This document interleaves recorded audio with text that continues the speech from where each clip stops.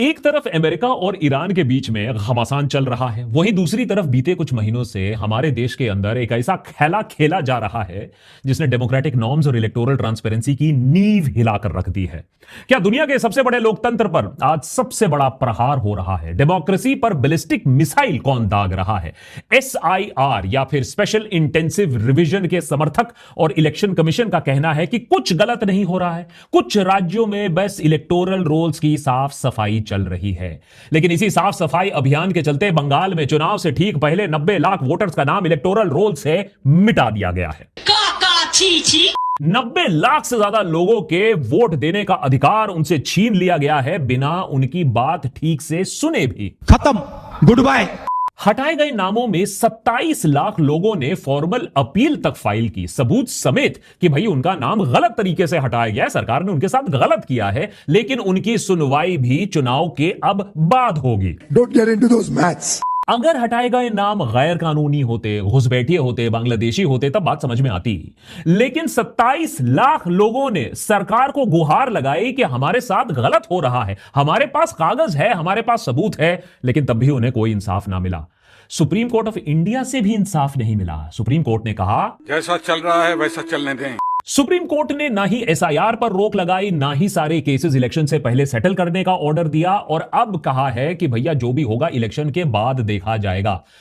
यानी पेशेंट को आप इमरजेंसी वार्ड पर तो ले आए, लेकिन डॉक्टर का अपॉइंटमेंट अगले हफ्ते मिलेगा। कोई सेंस है इस बात की? सेंस है इस बात में अगर आप इसे डेमोक्रेसी पर आपदा नहीं, ये किसी पार्टी विशेष के लिए अवसर के तौर पर देखो।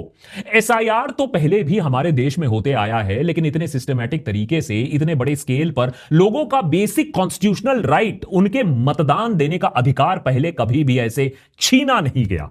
जाहिर सी बात है कि ऑपोजिशन और एक्टिविस्ट सवाल उठा रहे हैं कि आखिर यह सब किसके इशारे पर किया जा रहा है, क्यों करवाया जा रहा है। इलेक्शन कमीशन पर वोट चोरी का इल्जाम पहले भी लगते आया है। पिछले साल leader of opposition Rahul Gandhi ने यह आरोप कई बार लगाया इलेक्शन कमीशन पर, तो इलेक्शन कमीशन ने राहुल को चुनौती दी कि भैया देखो सबूत है तो कोर्ट पर आओ, ये प्रेस कॉन्फ्रेंस के जरिए या खुलासे करने की कोशिश मत करो। साझा करनी चाहिए क्या? लेकिन इलेक्शन कमीशन के लाल आंख दिखाने के बावजूद भी इस संस्था की जो छवि है उसे काफी ठेस पहुंची है। लेकिन इतनी फजीहत, इतनी लॉस ऑफ क्रेडिबिलिटी, इतनी कंट्रोवर्सी के बाद भी हमारा इलेक्शन कमीशन लगता है बाज नहीं आ रहा है। पहले बिहार में और अब बंगाल, गुजरात, तमिलनाडु समेत कई राज्यों में SIR के जरिए इलेक्टोरल रोल्स को टैंपर करने का आरोप इलेक्शन कमीशन पर लग रहा है। और इस टैंपरिंग का जो इंपैक्ट है, बेनिफिट जो है, वो सिर्फ एक पार्टी को फायदा पहुंचा रहा है। एटलीस्ट देश भर के ऑपोजिशन पार्टीज का तो यही कहना है। Bengal, Tamil Nadu, Kerala and Assam, they are doing it through only the opposition state. How so many lakhs of voters could be deleted when house enumeration has been done? SIR institutionalise चोरी करने का तरीका है। Election commission, election commissioner और BJP के बीच में partnership है। लेकिन बंगाल की SIR यानी स्पेशल इंटेंसिव रिवीजन की कहानी में बहुत बड़ा झोल है, और यह इलेक्शन हारने जीतने से बहुत बड़ी बात है। जब हम SIR की पूरी कहानी को समझेंगे, उसके नंबर, आंकड़े, पैटर्न, टाइमिंग, उसके पीछे राजनीति देखेंगे, तब शायद आप भी समझ जाओगे कि यह भारत की डेमोक्रेसी पर अब तक का सबसे बड़ा डायरेक्ट हमला क्यों है। देश है SIR के इस पूरे विवाद को हिंदू मुस्लिम के लेंस से लोग काफी देख रहे हैं, लेकिन धर्म तो बहाना है, इलेक्शन जीतना असली निशाना है। वैसे 90 लाख हटाए गए वोटर्स में से 63% हिंदू हैं, 34% मुस्लिम्स हैं। अब सवाल यह उठता है कि मुसलमानों की आबादी बंगाल में सिर्फ 27% है, तो 34% डिलीशन का आंकड़ा अपने आप में कुछ ज्यादा तो लगता है। लेकिन भक्त बनर्जी से पूछो तो उसके पास तुरंत आपको जवाब मिल जाएगा कि यह सब तो बांग्लादेशी मुसलमान हैं जिन्हें डिलीट किया गया है। लेकिन मजे की बात यह है कि डेटा दिखाती है कि बांग्लादेश से सटे बॉर्डर कंस्टिट्यूएंसीज में हिंदुओं का नाम ज्यादा डिलीट हुआ है, मुसलमानों का नहीं। खास तौर पर मथुआ समुदाय का। मथुआ हिंदू दलित एक कम्युनिटी होती है जो बांग्लादेश से भारत आई है इस लोभ में कि बीजेपी सरकार उन्हें नागरिकता देगी, उन्हें रिकॉग्निशन देगी सिटीजन अमेंडमेंट एक्ट के तहत। बांग्लादेश से सटे बागदा असेंबली सीट को देखते हैं। इसमें 50,000 से ज्यादा वोटर्स का नाम काट दिया गया, लेकिन 46,826 इसमें हिंदू निकले, 3,264 सिर्फ मुसलमान निकले। वैसे ही बोंगांव उत्तर असेंबली सीट में 42,164 वोटर्स का नाम डिलीट किया गया, लेकिन 37,101 हिंदूज का नाम और सिर्फ 4,310 मुसलमानों का नाम यहां काटा गया है। तो आंकड़ों के हिसाब से यह मुस्लिम बांग्लादेशी इन्वेजन की थ्योरी थोड़ी फ्लैट पड़ जाती है। खेल एक्चुअली उससे काफी बड़ा है। अगर बात बांग्लादेशियों को एक्सक्लूड करने की होती, उन्हें पहचानने की होती, तो इस एसआईआर का पूरा समर्थन हम देशभक्त पर भी करते। लेकिन जो असली खेल है, आइए उसे समझने की कोशिश करते हैं। स्पेशल इंटेंसिव रिवीजन दरअसल एक क्लेरिकल काम होता है। इलेक्शन कमीशन समय समय पर वोटर लिस्ट को रिवाइज करती है। डेड वोटर्स को हटाना, डुप्लीकेट एंट्रीज को हटाना, वोटर्स कहीं और अगर शिफ्ट कर गए हैं तो उसे चेंज करना, उसे अपडेट करना, यानी रूटीन काम, क्लेरिकल काम, लेकिन जरूरी काम है। लेकिन बंगाल में जो हो रहा है, ना वो रूटीन है, ना वो क्लेरिकल है, ना वो नॉर्मल है। दिसंबर 2025 इलेक्शन कमीशन ने बड़े पैमाने पर एसआईआर शुरू कर दिया बंगाल में, इलेक्शन से सिर्फ 4 महीने पहले।